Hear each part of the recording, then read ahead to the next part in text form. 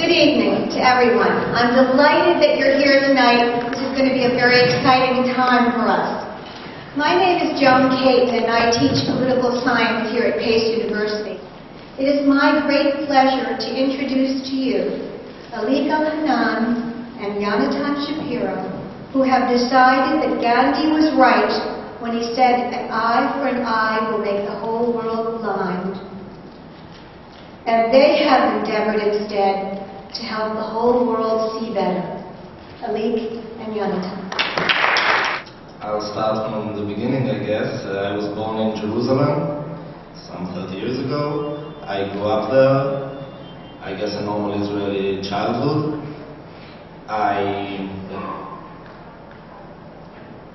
Going through life there, growing up during the first Intifada and the first years of the Oslo Agreement, I did have a chance to see and was confronted, well, at least with one side of the violence in our conflict, seeing on a daily basis the stones being thrown, Molotov cocktails, knife attacks, later on bombings, suicide bombings, etc. This was a part of my reality growing up. When I was 18, I joined the army. There's mandatory service in Israel. Everyone has to join the army. I, however, didn't join only because I had to. I joined because, well, I believed it's important. I believe I was doing something meaningful. I believed I was contributing. And I actually did believe that by doing that, I am protecting my family. I was pro-peace. I was pro-everything. I wasn't very political. I believed in all the good, nice things. But I did believe that in doing that, I would be contributing my best to my country, to the welfare of people around me, and namely, my family. I volunteered to serve in the army, and I did my service for 3 years in the IDF Special Forces. During my service, well, it didn't take long for me to see that there are certain discrepancies between the discourse that I grew up on and the reality that I experienced. It didn't take long for me to see that, well, actually as a soldier in that army, I was not protecting anything and I wasn't defending anyone. But I was merely a fig leaf for the cowardice of our politicians, or a tool in implementing a policy that I found, well, objectionable to say the least, if not criminal.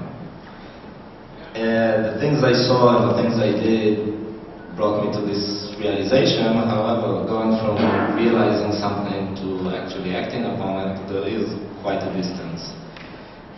I had a lot of objections and reserves in regards to what I was doing and what we were doing, but it never translated itself into, well, real political action.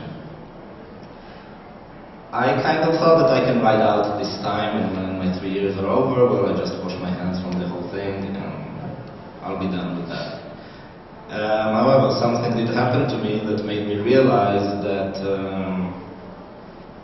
well, in our region, just washing your hands from everything is not a privilege that we have. On the 4th of September 1997, I lost my sister in a suicide bombing in the center of Jerusalem, a few hundred feet from my house, the house I was supposed to be protecting. And that was, well, an experience, well, as you can imagine, that was somewhat life-changing.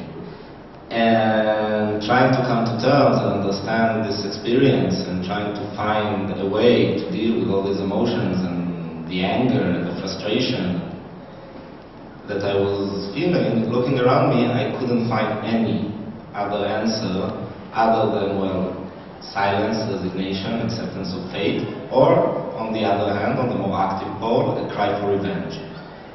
And quite personally, I couldn't take any one of those two roads, and I decided that I need something else.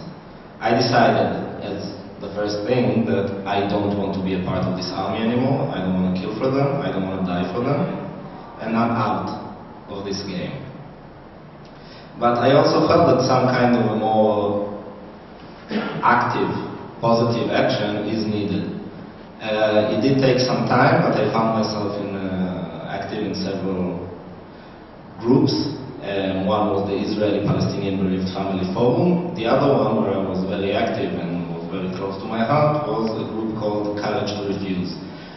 This group, that was founded in 2002, was a group of Israeli reserve soldiers, combatants, officers and enlisted men,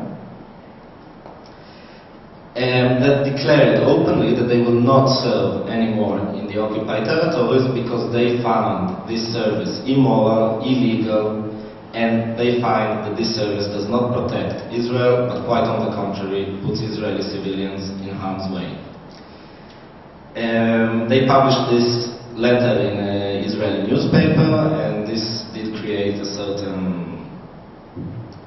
uproar in the Israeli society. And for me this was a very important moment, because things that I felt on a very personal, internal level, all of a sudden got a public and political expression. I joined, of course, this movement and was very active in it. This movement was, well, it did change the discourse in Israel. It was a paradigmatic change in the way people referred to the conflict and to Israeli peace activism. And this movement had a very big impact. It started 52 soldiers in February 2005. In April 2005, there were nearly 200 reserve soldiers and officers imprisoned for refusing to participate in Operation Defense Shield.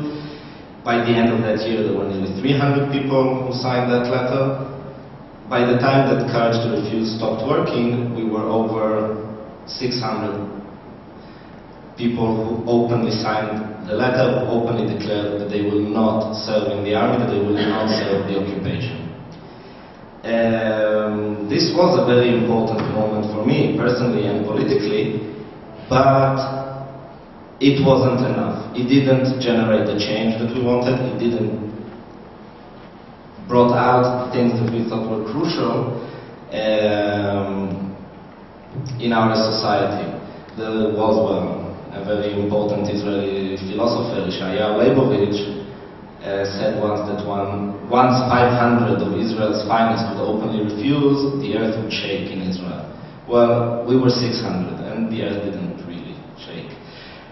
And we kind of felt that that happened because the discourse was still confined to Israel and to Israelis talking inside the Israeli society about Israeli things, and we got the feeling that one step further was needed.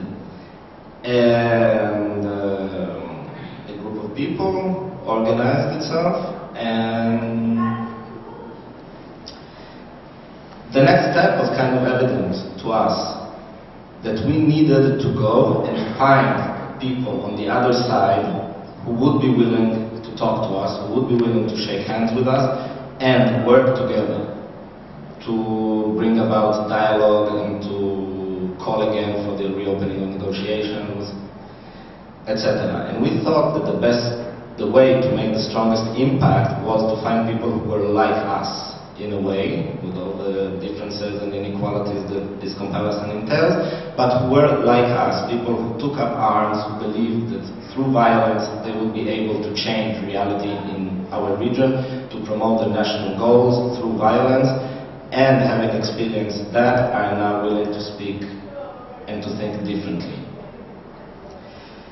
This was very important to us because we thought, and we still think, that the worst stumbling block on the way to peace, or anyway to effective peace activism and mobilization in Israel right now, is this general and widespread acceptance that was basically never questioned of the lie that our Prime Minister Barak put forward after the failings of the Camp David summit, that we have no partner, that we offered everything and they rejected it, and therefore there's no one to talk to about peace. And as people who were active on the ground, who have met Palestinian prisoners, Palestinian ex-combatants, who knew those people, we knew that there is a partner. And we thought that by being able to put together an Israeli combatant and a Palestinian combatant to talk together, we would be able to break through this barrier. So, namely, we decided that we want to